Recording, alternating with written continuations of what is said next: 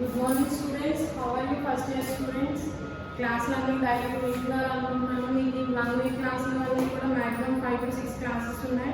అవన్నీ వాట్సాప్లో ఒకేసారి లింక్ షేర్ చేస్తారు. అందరూ రన్నింగ్ నోట్స్ ఒకటి కొత్తది పెట్టారు అనుకుంటున్నాను. పెట్టకపోతే పెట్టండి. క్లాస్ లెసన్ ఎక్స్ప్లెయిన్ చేసినప్పుడు మీరు రన్నింగ్ నోట్స్ నోట్ చేసుకొని క్లాస్ క్లియర్గా ఉంటే మీకు ఎవరికి డౌట్స్ రావు. అర్థమవుతుందా? ఎక్కడైనా డౌట్స్ ఉన్నట్లయితే అది అండర్లైన్ చేయండి. రైట్ క్లాస్లో ఫేస్ టు ఫేస్ ఇంటరాక్షన్ అయినప్పుడు డౌట్స్ అయినా ఉంటే క్లారిఫై చేస్తాను. బట్ ఇదంతా మళ్ళీ ఎక్స్ప్లెయిన్ చేయాలి అంటే కొంచెం కష్టం. ఎందుకంటే ఇప్పుడు నేను చాలా క్లియర్గా each and every bit and every point text బుక్లో ఉందని చూసి ఎక్స్ప్లెయిన్ చేస్తున్నాను. ఇవి మళ్ళీ మిస్ అయిపోతాయి సెకండ్ టైం చెప్పినప్పుడు కూడా. కాబట్టి మీరు ఇది ఫస్ట్ టైం చాలా క్లియర్గా విన్నారనుకోండి, నేను సెకండ్ టైం రివిజన్ చేస్తాను తప్పకుండా. అప్పుడు మీకు ఇంకా క్లియర్గా అర్థమవుతుంది.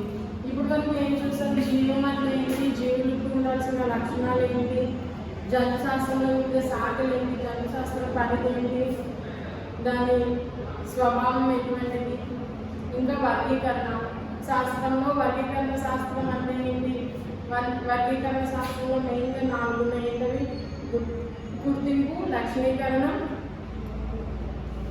నెక్స్ట్ నామీకరణం, వర్గీకరించడం.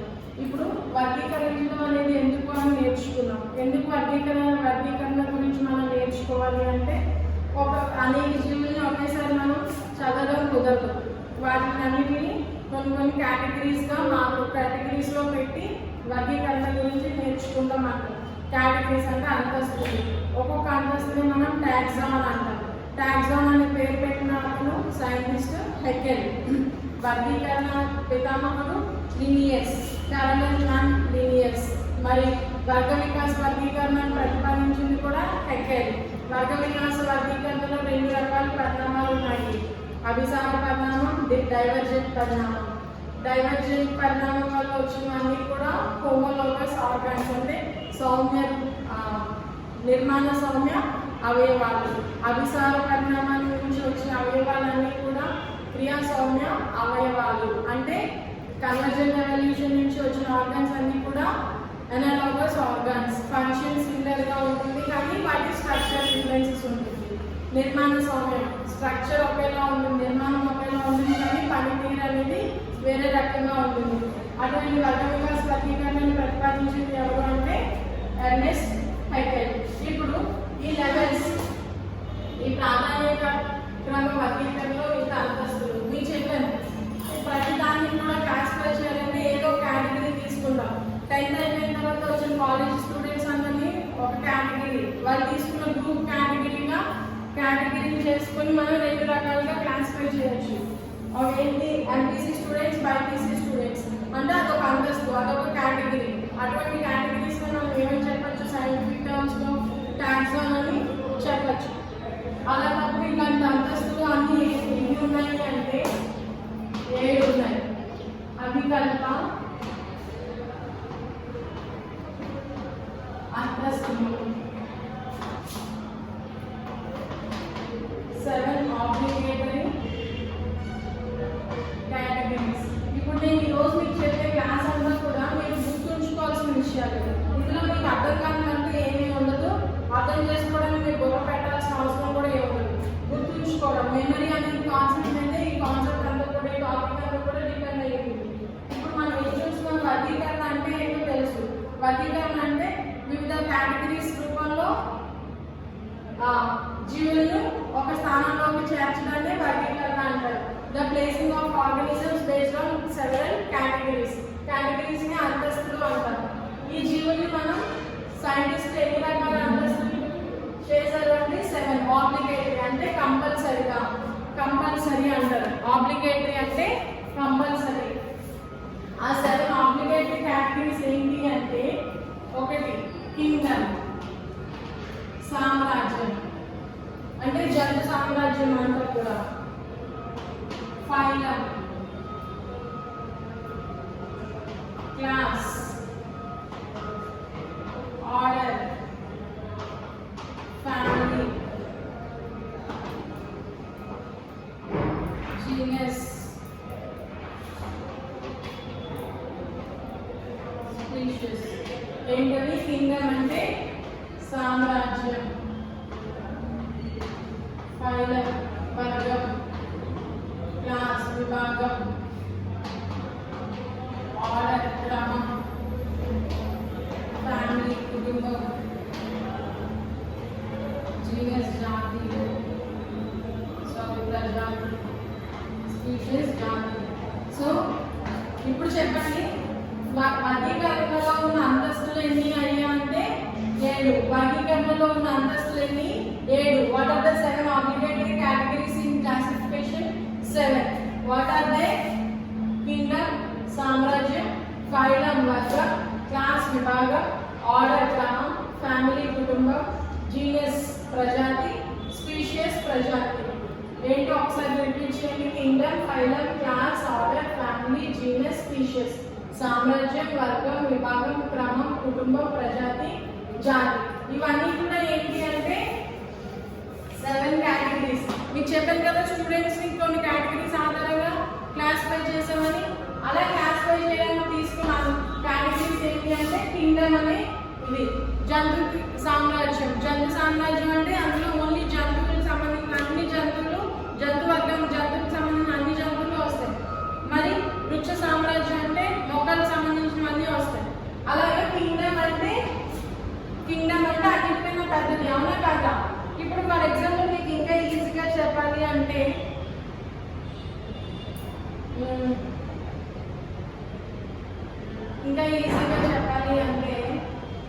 ఒక బటర్ఫ్లై తీసుకున్నాం. బటర్ఫ్లై సీతాకోక చిలుక. అది దేనికి సంబంధించి మీ అందరికీ తెలుసు. సింపుల్ గా చెప్పాలి అంటే అదొక కీటకం. కీటకాలన్నీ కూడా ఏ వర్గానికి చెందినవని చెప్పాను మీకు? ఆర్థ్రోపోడా వర్గానికి చెందింది. ఇది ఆర్థ్రోపోడా వర్గానికి చెందిందే, కానీ ఇది ఒక జంతువా కాదా?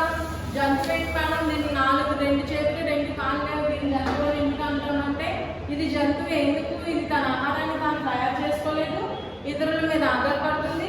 మరియు దీని నిర్మాణంలో కణాలు అనేటువంటివి ఉన్నాయి.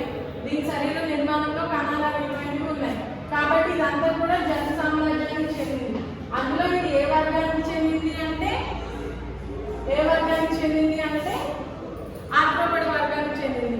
ఎందుకు ఆర్థ్రోపోడా వర్గానికి చెందింది అంటే చతుష్పాదులు 6 జాయింటెడ్ లెగ్స్ కీళ్ళు కలిగిన జంతువులన్నింటినీ కూడా ఆర్థ్రోపోడా అంటారు. ఇందులో దాని విభాగం ఒకటి ఉంటుంది, అంటే ఇన్సెక్టా అనే విభాగం ఉంది. ఇన్సెక్టా అనే విభాగం ఏంటున్నాడు అంటే ఇది ఆర్థ్రోపోడా వర్గానికి చెందింది. మీకు ఆల్రెడీ చెప్పాను, ఆర్థ్రోపోడా వర్గంలో చాలా రకాలు ఉన్నాయి. తేలు అనేది ఆర్థ్రోపోడా వర్గానికి, రొయ్యలు ఆర్థ్రోపోడా వర్గానికి చెందింది, జర్రీ ఆర్థ్రోపోడా వర్గానికి చెందింది. అలాంటివి సీతాకోక చిలుక, ఇన్సెక్ట్స్, కీటకాలన్నీ కూడా ఆర్థ్రోపోడా వర్గానికి చెందింది. కానీ కీటకాలన్నింటినీ కలిపి ఒక విభాగంలో చేర్చారు, అది ఇన్సెక్టా. ఇప్పుడు ఇదంతా ఎందుకు చదువుతున్నాం అంటే వర్గీకరణ చేయడానికి 7 ప్రామాణికమైన అంతస్తులు సైంటిస్టులు ప్రతిపాదించారు. అవి ఏంటి అంటే Kingdom, phylum, class, order, family, genus, species. సామ్రాజ్యం, వర్గం, విభాగం, క్రమం, కుటుంబం, ప్రజాతి మరియు జాతి అనే అంతస్తుని సైంటిస్టులు ప్రతిపాదించారు. ఇందులో ఈ ఫైలం అనే దాన్ని కూడా మీకు ఎవరు ప్రతిపాదించారని చెప్పాను లాస్ట్ క్లాస్లో. వర్గ వికాస వర్గీకరణ ఎవరు ప్రతిపాదించారు? హెకెల్. ఎర్నెస్ట్ హెకెల్ అనే సైంటిస్ట్ ఫైలం అనే దాన్ని ప్రతిపాదించారు. మరి 1, 3, 5, 6, 7 8 Kingdom, class, order, genus, family, species. వీటన్నిటిని ఎవరు అంటే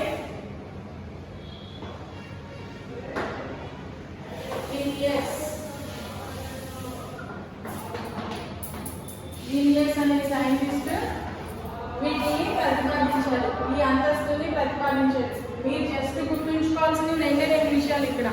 7 అవికల్ప అంతస్తులు ఏంటి? Kingdom, phylum, class, order, family, genus, species. 7 obligatory categories: సామ్రాజ్యం, వర్గం, విభాగం, క్రమం, కుటుంబం, ప్రజాతి, జాతి. ఇందులో ఫైలం అనే దానికి పేరు పెట్టింది హెకెల్. మిగతా వాటికి మిగతా అంతస్తులకి పేరు పెట్టింది లీనియస్. అర్థమైందా? జస్ట్ ఇది ఇలా గుర్తుంచుకుంటే మీకు సరిపోతుంది. మీకు ఇంకో విషయం చెప్పాను, జీవుల్ని 2 రకాలుగా వర్గీకరించారు. వాటి కణాలను ఆధారంగా చేసుకుని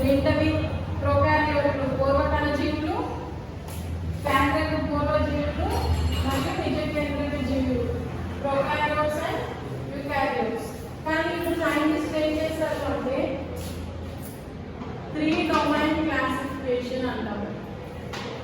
3 డొమైన్ క్లాసిఫికేషన్. సామ్రాజ్య త్రయ వర్గీకరణ. సామ్రాజ్య త్రయ వర్గీకరణలో బ్యాక్టీరియా,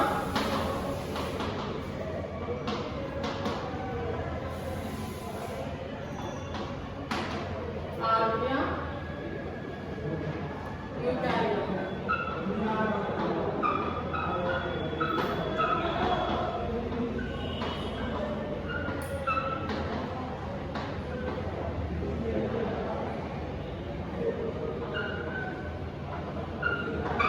సో సామ్రాజ్య త్రయ వర్గీకరణలో ఉన్న 3 అంతస్తులు ఏంటి అంటే బ్యాక్టీరియా, ఆర్కియా, యూకారియా. మరి ఇంతకు ముందు అయితే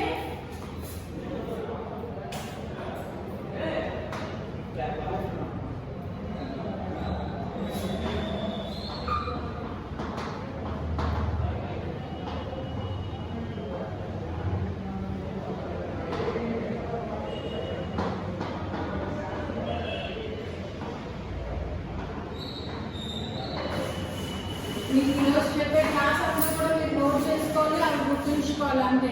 ఇప్పుడు వరకు ఏం చెప్పిన వర్గీకరణలో మరి 7 అవికల్ప అంతస్తులు ఏంటి అంటే సామ్రాజ్యం, వర్గం, క్రమం, విభాగం, విభాగం, క్రమం, కుటుంబం, ప్రజాతి, జాతి. మరి సైంటిస్టులు సామ్రాజ్య వర్గీకరణను ప్రతిపాదించారు. అందులో ఉన్న 3 అంతస్తులు ఏంటి అంటే బ్యాక్టీరియా, ఆర్కి, యూకారియా. ఇంతకు ముందు 5 సామ్రాజ్య వర్గీకరణ.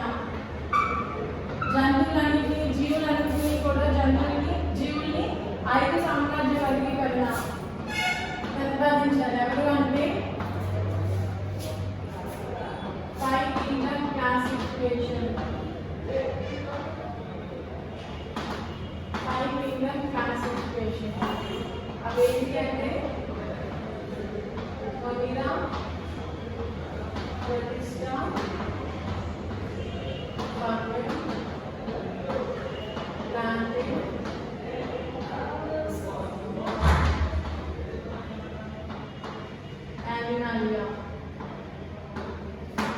దీన్ని ఎవరు ప్రతిపాదించారు అంటే విక్టేరియర్.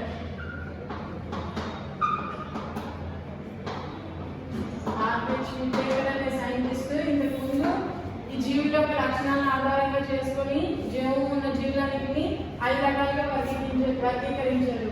5 కింగ్డమ్ క్లాసిఫికేషన్, 5 సామ్రాజ్య వర్గీకరణ. అవి ఏంటి అంటే మొనిరా, ప్రతిష్ఠా, ఫంగై, ప్లాంటే, ఎనిమాలియా. ఇప్పుడు ప్రెసెంట్ సైంటిస్ట్ ఎన్ని రకాలుగా వర్గీకరించారు? 3 domain classification, bacteria, archaea, Eukarya.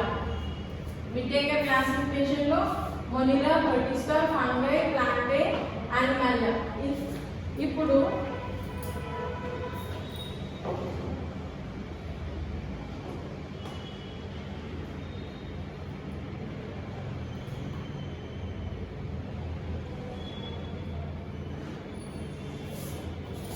ఈ మొనిరా అనే దాన్ని 2 రకాలుగా వర్గీకరించారు, బ్యాక్టీరియా మరియు ఆర్కి బ్యాక్టీరియా. సో ఇప్పుడు టోటల్ ఎన్ని? 1 2 3 4 5 6. ఇప్పుడు ప్రెసెంట్ 6 కింగ్డమ్ క్లాసిఫికేషన్, 6 సామ్రాజ్య వర్గీకరణ, 6 కింగ్డమ్ క్లాసిఫికేషన్. ఇంతకు ముందు 5 కింగ్డమ్ క్లాసిఫికేషన్. అందులో మొనిరా, ప్రతిష్ఠా, ఫంగై, ప్లాంటే, యానిమాలియా. ఇప్పుడు 6 కింగ్డమ్ క్లాసిఫికేషన్. ఇప్పుడు ప్రెసెంట్ 3 డొమైన్ క్లాసిఫికేషన్. డొమైన్ అంటే సామ్రాజ్యం కన్నా పెద్దది అని అర్థం. డొమైన్ ఈ సామ్రాజ్యం కన్నా పెద్దది అంటే డొమైన్ లో ఎన్ని ఉన్నాయి? Bacteria, archaea, eukarya. అంటే ఇప్పుడు ఇదంతా ఎలా ఉందంటే MBC, BiPC, CBC, HEC, MEC. ఇవన్నీ కూడా ఏంటి? గ్రూప్స్. సైన్స్ చదివితే ఎంపీసీ, బైపీసీ. ఆర్ట్స్ గురించి చదివితే హెచ్ఈసి, సిఈసి. ఎలక్ట్రానిక్స్ గురించి చదివితే ఎంఈసి. అలా ఎలా అయితే మనం క్లాసిఫై చేసామో ఇంటర్ కాలేజ్లో గ్రూప్స్ని, ఇవి కూడా అలాగే కింగ్డమ్ కన్నా పెద్దది కాబట్టి డొమైన్. ఆ డొమైన్లో ఇప్పుడు ప్రెసెంట్ 3 ఉన్నాయి. ఏంటి అంటే బ్యాక్టీరియా, ఆర్కి అండ్ యూకారియా.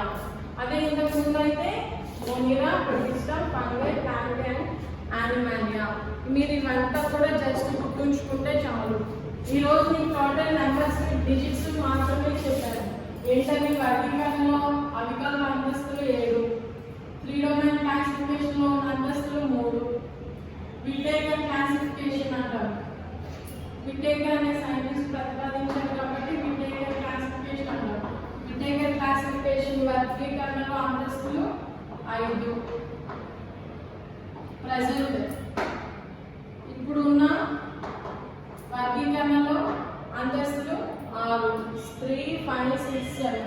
ఇవన్నీ ఏంటో మీకు గుర్తుంటే చాలు. మీ క్లాస్ వచ్చినప్పుడు క్వశ్చన్ అడుగుతాను. మీ అందరికీ ఈజీగానే అర్థమవుతుంది. మీకు ఫస్ట్ విధంగా చెప్పాను కదా, ఈ కింగ్డమ్, సామ్రాజ్యం, ఫైలం, వర్గం, క్లాస్, విభాగం, క్రమం, ఆర్డర్, నెక్స్ట్ ఫ్యామిలీ, కుటుంబం, జీనస్, ప్రజాతి, స్పీషియస్, జాతి అని అవంటే ఏంటో ఇప్పుడు మనం క్లియర్గా చూద్దాం.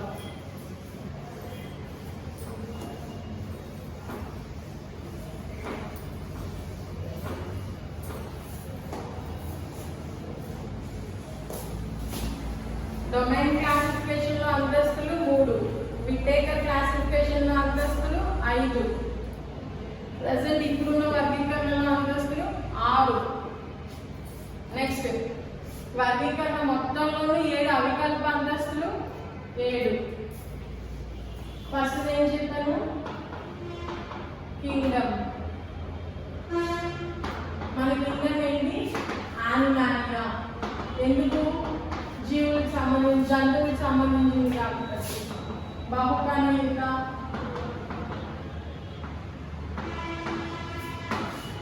పరపోషకాలు. జంతువులు తమ ఆహారాన్ని తాము తయారు చేసుకోలేవు కాబట్టి మనందరం కూడా ఏ సామ్రాజ్యానికి చెందిన వాళ్ళు, యానిమాలియా అనే సామ్రాజ్యానికి సంబంధించిన వాళ్ళు. ఇది మల్టీ సెల్యులార్ హెటెరోట్రాప్స్. హెటెరోట్రాప్స్ అంటే వాళ్ళ ఆహారాన్ని తాము తయారు చేసుకోలేని జీవులు. ఈ యానిమాలియాని ఇంకా ఏమంటాం, మెటాజోవా అని కూడా అంటాం. కింగ్డమ్ అంటే సామ్రాజ్యం.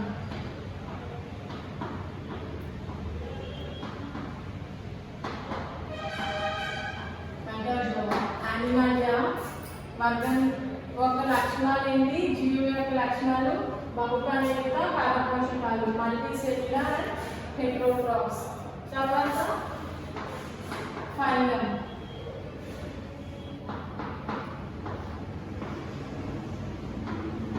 వర్గం మీకు ఇక్కడ చెప్పాను, అకశేరుక వర్గం, సకశేరుక వర్గం అని. అంటే ఏంటి, ఈ జంతువుల్ని 2 రకాలుగా మనం వర్గీకరించాం.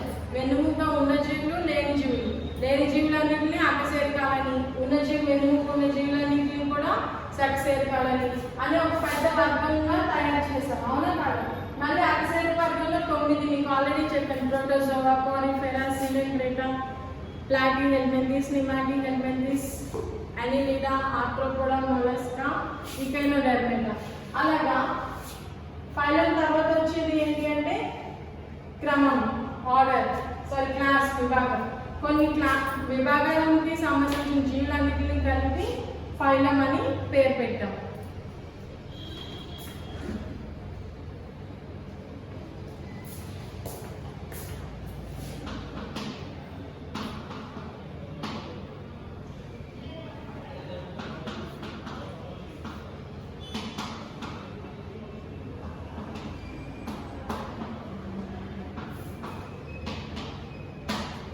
ఇప్పుడు చూడండి, ఇన్వర్టిబ్రేట్ ఫైలం అయితే అకశేరుక వర్గంలో కొన్ని విభాగాలు ఉన్నాయని చెప్పారు మీకు, అవునా కాదా? అదే మరి సకశేరుక వర్గాల్లో కొన్ని విభాగాలు ఉన్నాయి. మళ్ళీ సకశేరుక విభాగాల్లో మీకు 2 రకాలుగా చెప్పాను, నాథోస్టోమాటా, ఏనాథోస్టోమాటా అంటే దవడలు కలిగిన జీవులు, దవడలు లేని జీవులు. దవడలు లేని జీవుల్లో సైక్లోస్టోమాటా అని ఎగ్జాంపుల్ చెప్పాను, బిట్రోమైజన్ మిక్సోన్ అని. మీరు రాసుంటే ఒకసారి కూర్చోవడానికి తెలుస్తుంది. దవడలు కలిగిన జీవుల్లో కొన్ని విభాగాలు క్లాస్ అని రాసుకోండి అని చెప్పాను. ఏంటది, పైసెస్, చేపలు, ఆంఫిబియన్స్, ఉభయచరాలు, రెప్టైల్స్, సరీసృపాలు. సో అలా 1, విభాగాలు కలిగిన జీవులు ఏమంటారు? ఒక వర్గం అంటారు. ఒకటి లేదా అనేక విభాగాలు కలిగిన జీవుల్ని ఒక వర్గం అంటారు.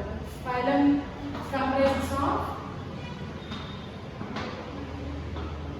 one or more classes. అర్థమవుతుందా? వీటి ఎగ్జాంపుల్ నోట్ చేసుకోండి. ఫైలం కార్డేటా వర్గాలు చెందింది. ఇందులో ఉన్నవేంటి? స్పైసెస్, చేపలు, ఆంఫిబియన్స్, ఉభయచరాలు,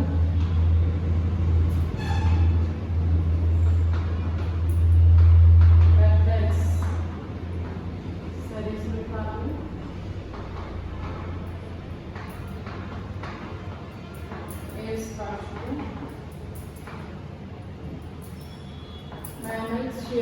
మీరు ఎవరైనా ఫస్ట్ క్లాస్లో చెప్పిన నోట్స్ కానీ దగ్గర పెట్టుకుంటే మీకు తెలుస్తుంది ఈజీగా.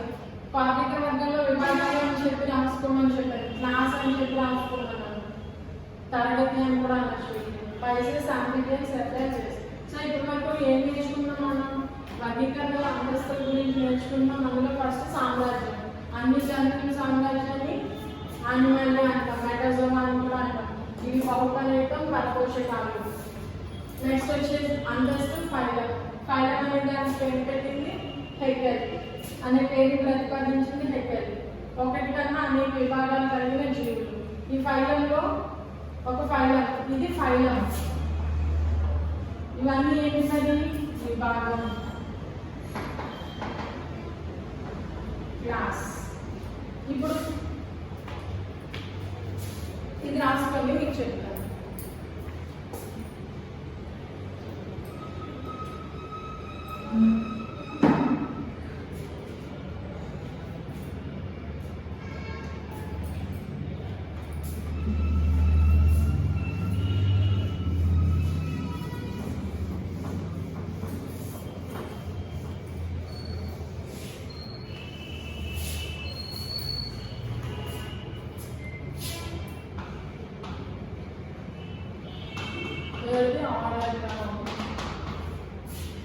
Class.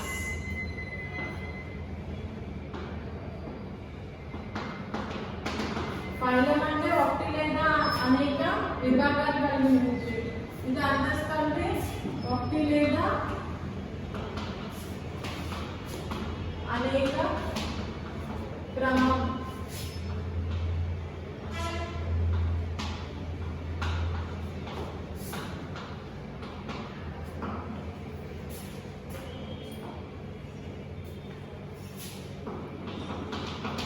It includes one or more orders. మీకు ఆర్డర్ కరెక్ట్గా వచ్చింది అనుకోండి, మీకు ఈజీగా అర్థమవుతుంది. Kingdom, phylum, class, order, family, genus, spacious. ఈ ఆర్డర్ కరెక్ట్గా వస్తే ఈజీగా అర్థమవుతుంది. విభాగంలో ఏముంటాయి? ఆర్డర్స్ అని ఉంటాయి, క్రమాలు. ఇప్పుడు ఫర్ ఎగ్జాంపుల్ మ్యామల్స్, క్షీరదాలు. ఇక్కడ రాసాం కదా, ఇందులో మ్యామల్స్ అనేవి, క్షీరదాలు అనేది ఒక విభాగం. దేనిలో ఒక విభాగం? కార్డేటా వర్గంలో ఒక విభాగం. కార్డేటా వర్గంలో క్షీరదాలు అనే విభాగంలో ఎన్ని క్రమాలు ఉన్నాయంటే చాలా ఉన్నాయి. సిలేషియా అంటే తిమింగిలాలు. Next వడెన్షియా,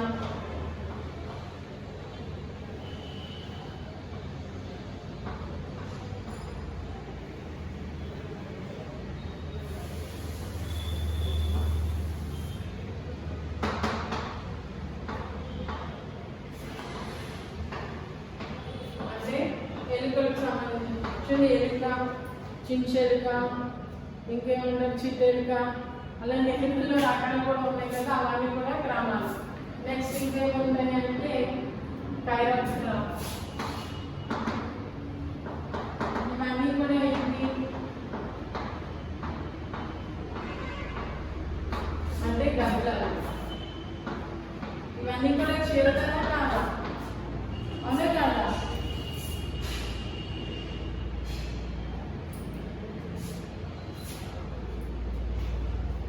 next కార్బోఫోరా.